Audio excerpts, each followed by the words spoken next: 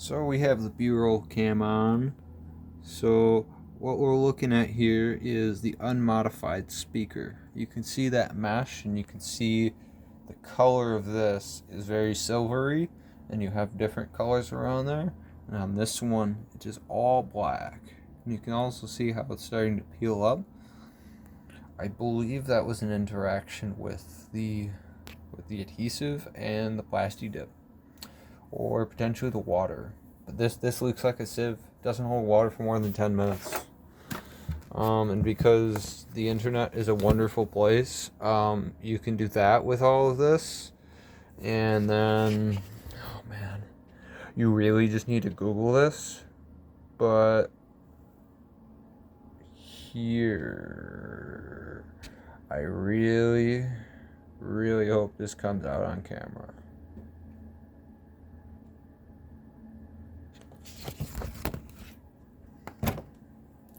And yeah, this is the setup.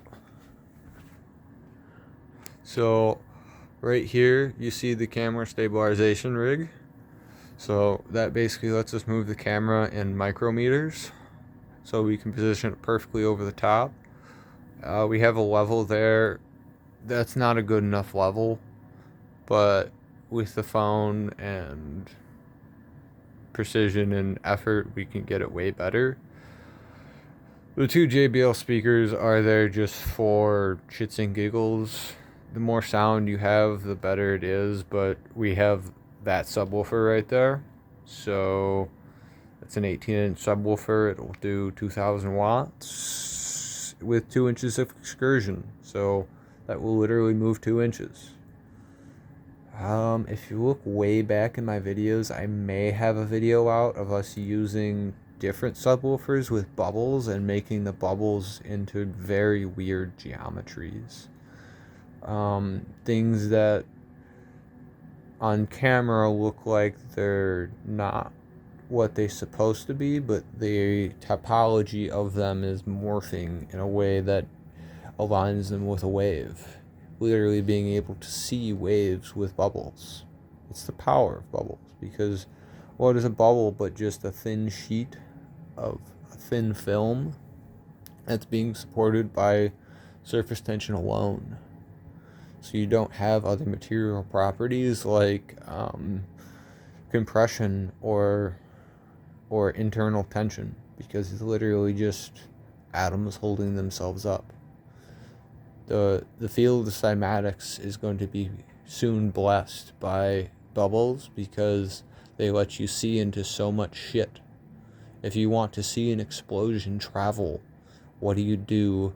Put a bubble next to it with a high-speed camera and watch the deformations. So if you watch the edge of a bubble, you can see very minute vibrations in it.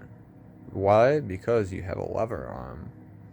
So if you can have a bubble that you transmute with a carrier frequency,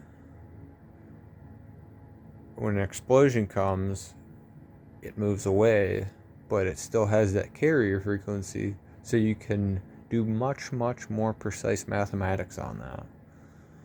If anyone wants to run with that, maybe the guys that Veritasium just worked with, what lab was that?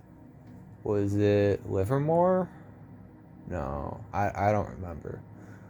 But anyway, they had an explosive testing rig. They just had a sampler out there.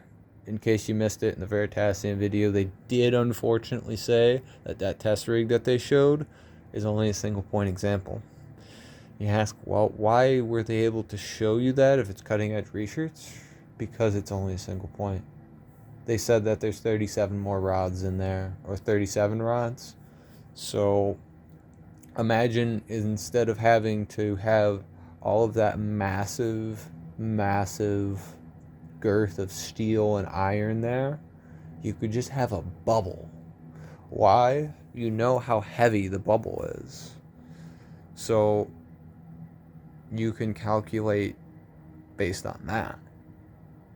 And yeah, it's a really hard calculation, but it also just is on a perfect sheet. So doing linear algebra or doing basic calculus on this to form a large sheet, to make a texture out of it, like literally like, hey, we have a game texture, it has all of this polygons on it, let's do that but with this bubble, and let's watch the bubble deform in real time on a high-speed camera.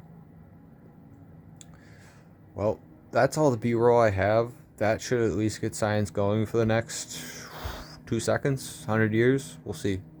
Have a good day, and thank you for watching this extended version of B-roll. If you want to find the short version, put down in the comments below. Thank you for watching. Have a good day. And stay safe, everyone.